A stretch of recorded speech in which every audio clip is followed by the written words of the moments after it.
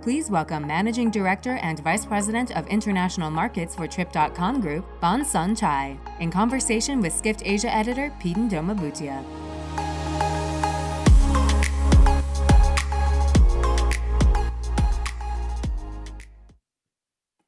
Hi, welcome everyone. Welcome Boon. It was great having you, and we're meeting after 2 months. The last time we met in October in ITB Asia. And during that time, you told me something very interesting, that you told me that if there is one country that has not taken revenge travel outbound, it's mainland China. Yeah, and we see that your Chinese outbound travel recovery is still a little above 50% of 2019 levels. And there are supply challenges like flight restrictions and visa impediments as well. So once this happens, what is the potential and how are the challenges being met? Great, thank you.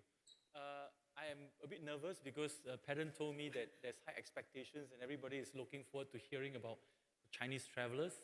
But you're right. I think if there's one country around the world that has not taken revenge travel, it is mainland China. Outbound, I mean. Now, and I think that's a good thing for everyone because we have enjoyed the advantage and the travels of this revenge travel over the last couple of years globally. We need another big boost, right? We need another catalyst to help our travels around the world. So let me share with you some of the numbers, right? So if you look at Trip.com's numbers, the first number on the right is 80%. We are actually not even back to 80%, not even back to 100% how it was in 2019 for outbound travels, both on the flight and hotel basis. This is based on our latest Q3 earnings. However, if you look at our domestic travel, our domestic mainland Chinese travel is already more than 50%, almost about 90% more than how it was in 2019. So if you use that parallel to say, if I can do the same outbound based on 90% year on year versus 2019, we still have a huge, more than about 100% to go. Because here is we are at 20% below what it was in 2019. So I think revenge travel is something that we're looking forward to. To Peden's point, I think there is some restrictions in terms of flight capacity and visa restrictions and so on, but I think that should go away sooner rather than later. So we are really optimistic about the Chinese travelers. If you look at the Golden Week travels, right, our volume is about 800% compared to 2022. So again, we are very, very happy and confident about that. The searches, if you look at the searches on the right side in terms of the charts, the searches this year versus 2019 is already more than that. So there is this urge and this desire to travel. It's just that we have not gone to that part where we are able to travel outbound yet. And then if you look at the actual macro trends, so just now those numbers are own numbers. If you look at the macro trend itself, the outbound capacity is only at about 50%, how it was in 2019. So we still have some way to go. Why is it that Trip.com Group is able to outperform the macro trends? Primarily because during the pandemic itself, Trip.com did not stop any of our investments. We continue to invest on our product, on our customer-facing user interface, and more importantly, on our travel products internationally. While some of our domestic competitors in mainland China, they have moved back to their core business, which is not travel. So because of that, we have actually gained a huge market share in mainland China itself. So I think overall, we are very confident about the Chinese outbound travel. We're just waiting for some of the ease of restrictions or visa restrictions to happen over time and capacity to pick up. Yeah, and I think every destination wants a piece of the Chinese traveler, right? And like you mentioned, like domestic travel has exceeded almost 90% exceeded 2019 levels. And when because they were traveling domestically because they did not have anywhere to go. But now that the floodgates have opened, destinations should prepare for it.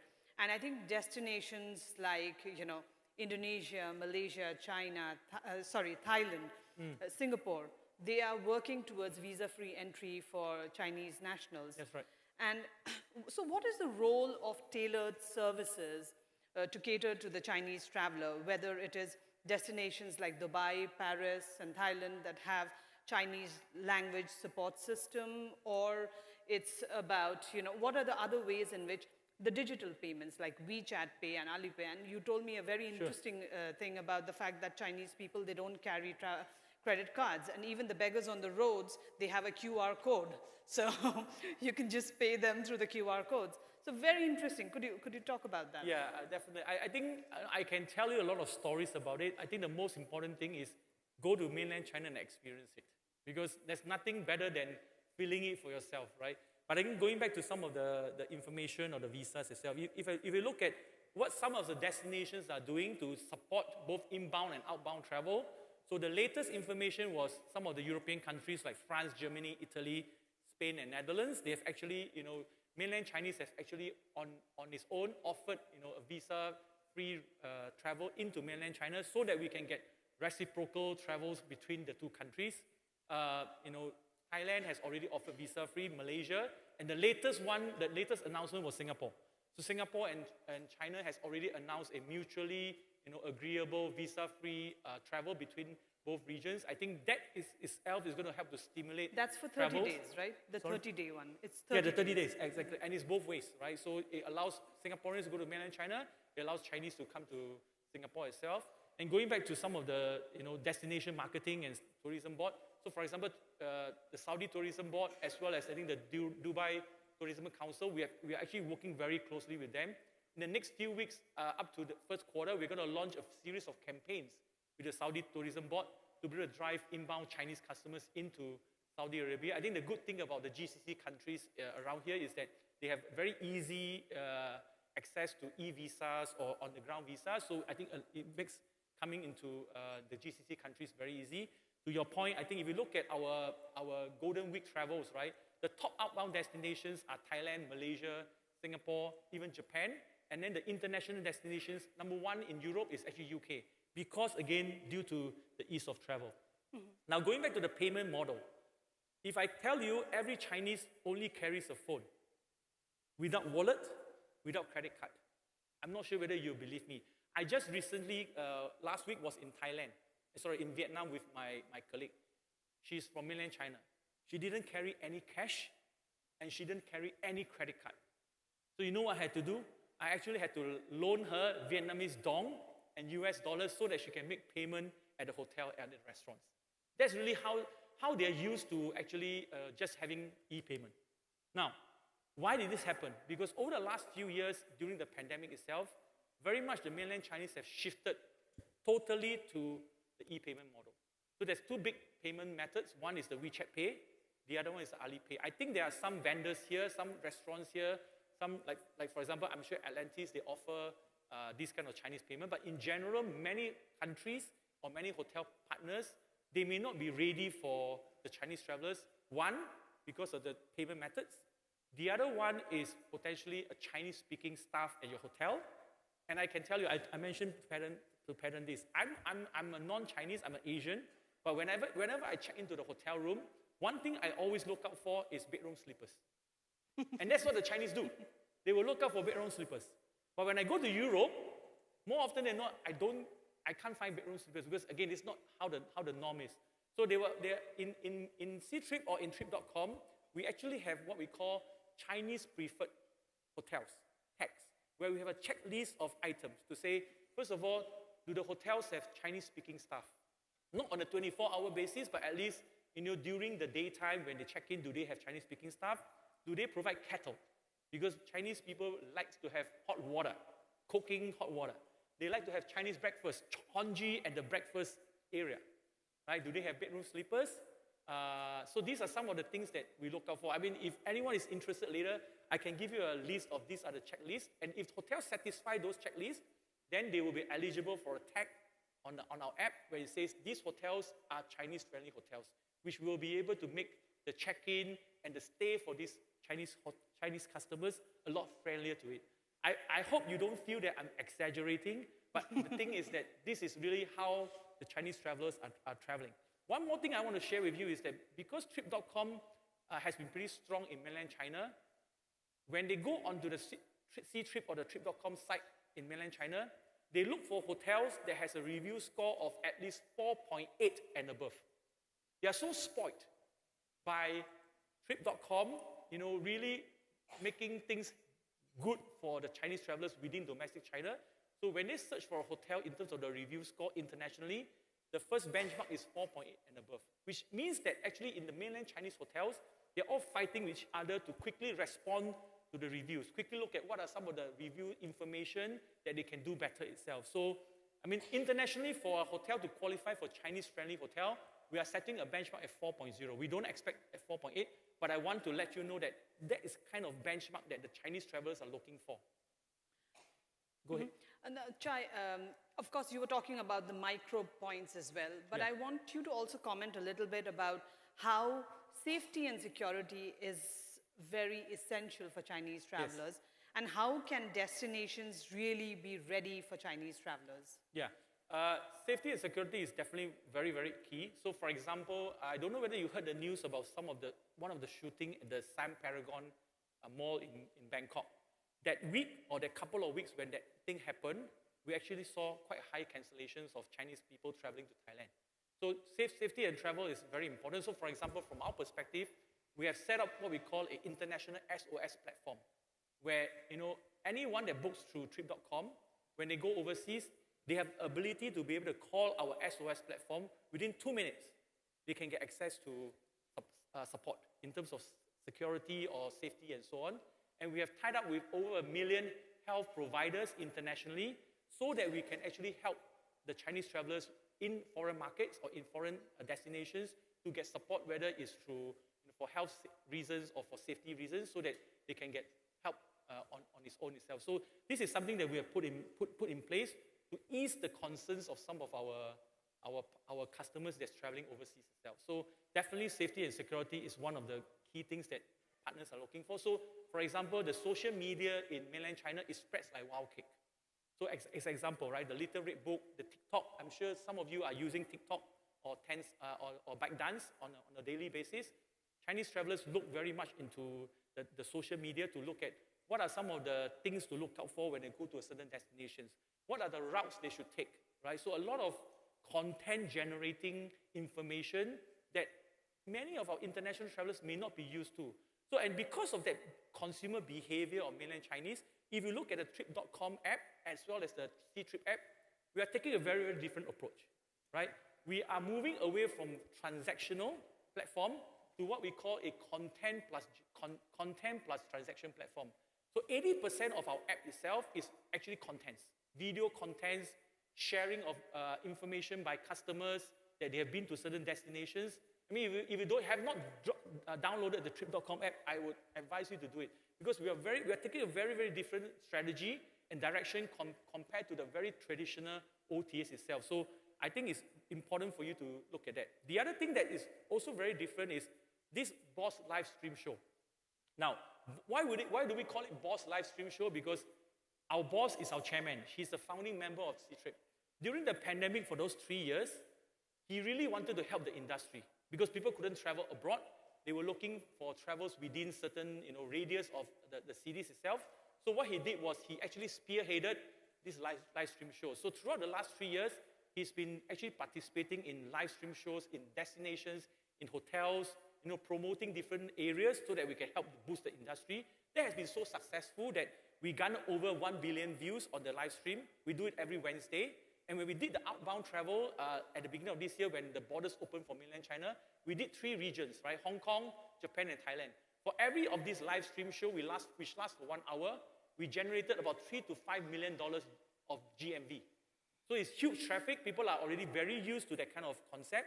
And basically, the way we are going about engaging the community is really through contents itself. For example, if you look at our sites itself, it's actually very, very content-driven versus transactional-driven. A lot of photos, a lot of videos, a lot of sharing, what we call trip moments on our app, just to really work in line with how the consumers are behaving.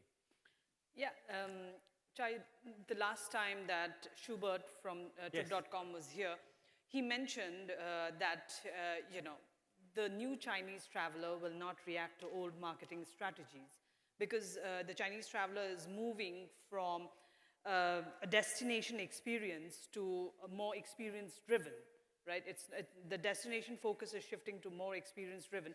And you have also, and Trip.com has this Hotel Plus X, where you make sure that the hotel itself becomes a destination Yes, for them. exactly. So can you talk a little bit about how what are the opportunities that you see in this?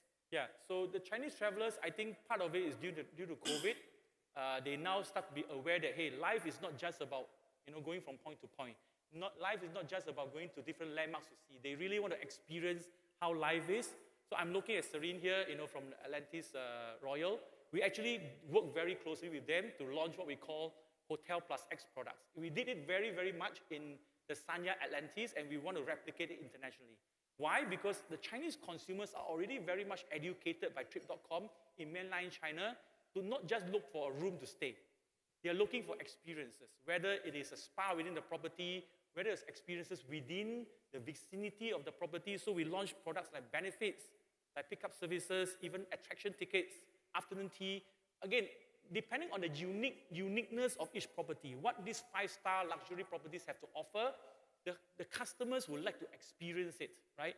They may book a 3-night or 5-night stay, but actually they want to spend a lot of the time experiencing what the hotel or the property has to offer, instead of just going to different points and just taking photo of some of the landmarks itself.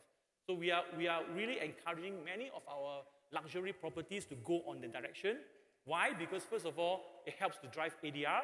Second thing, I think it provides a much more better customer experience for the customer to really see what the property has to offer. For example, all of us are in Atlantis the Royal today, right? Why? Because we see such a beautiful property, what services it can offer, and what other experiences we can get from this property. And that's what the Chinese consumers are educated already start to look for, and that's what they're really looking out for.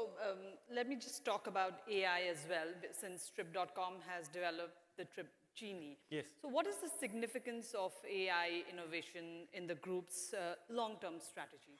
Yeah, so one thing I want to share with you is all my bosses, whether it's a hotel boss, flight boss, car rental boss, travel activity boss, they all come from technology background, right? They are not analysts or consultants or business development or salespeople. They all are tech people. So their first priority is to make sure that we leverage technology to really make sure that our customer behavior or customer experience is tip-top. That's why AI is number one in our DNA. Even our chairman, I said our chairman, our founder, he's a techie by design. Of course, now he's an economist, he goes into other areas, but he actually used to work for Oracle. So he's a very technology person. So Trip Genie is something that we've rolled out, and we think that that's going to help our customers make the best decisions. I think this morning, one of your colleagues also talked about experiences and also talked about Trip Genie and Trip sort of using AI. We also have this. So what we do is through voice, through text, or through different ways of communicating with our system, we can come up with proposals, itineraries, recommendations for flights, for hotels, which allows customers to make more informed decision itself. So I'll just quickly show you this video if it's possible. Not sure whether it's running. Maybe it's not. Okay. But anyway, other than Trip Genie, which is basically an AI way of offering recommendations, we also roll out what we call Trip Best. Now, Trip Best is a luxury list of themed products. For example, if I come to Dubai, which are the top 5-star properties or luxury properties that you recommend to me? Because I might be a first-time traveler to Dubai. So I don't know which hotel I should be living or staying in or booking.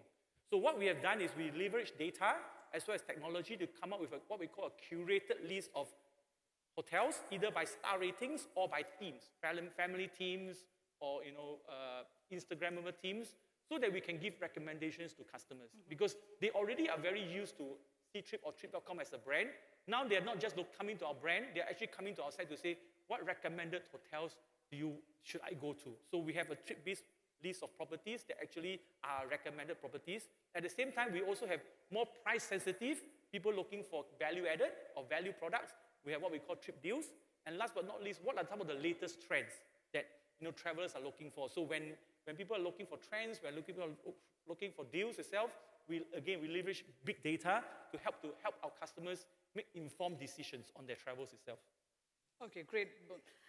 I think we're at the end of our session now. Thank you so much for this insight, and I hope that you've got some great takeaways from what he's talked about the Chinese traveler, because of course, with the Middle East ambitions for tourism targets, I'm sure that China is going to be a market that you're willing to tap on. Definitely. Thank you so much. We are really expanding our footprint in the GCC countries.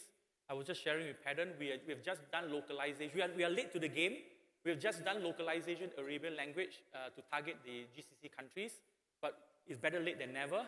So we are hoping really to be able to really be a big player for these regions in time to come. We are still very, very small. So if you have any feedback, any suggestions for us to do better in this region, we are all ears to hear that. Thank you so much. Thank you so much. Please.